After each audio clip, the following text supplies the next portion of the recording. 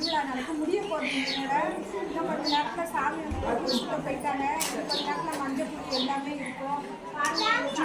அலங்காரம் கோயில் கட்டிட்டு பாட்டிலாம் ஃபஸ்ட்டு எங்களுக்கு வந்து திருவிழா முதல்ல கும்பாபிஷேகம் நடத்தணும். எல்லாத்தையும் காமிச்சு கோயில் முந்தி வந்து சின்ன கோயிலாக இருந்தது. இப்போ நாங்கள் கட்டினதுக்கப்புறம் ரொம்ப பெருசாகிடுச்சு.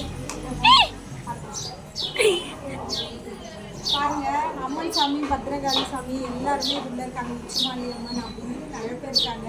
இன்னும் இது வந்து சுடலை சாமி இங்கே இருக்காங்க. பாருங்க, இது வந்து சுடலை சாமி. வைரவர் இருக்காங்க.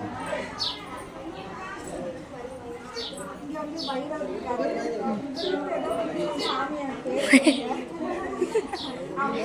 எல்லாருமே இருக்காங்க. என்னோட கோயிலே இந்த கும்பாபிஷேகம் வந்து சூப்பராக களை கட்டிடுச்சு. பாருங்க அதே இன்னும் கொஞ்ச நேரத்தில் வந்து சாமிங்க வந்து மஞ்சள் குளிக்கும்.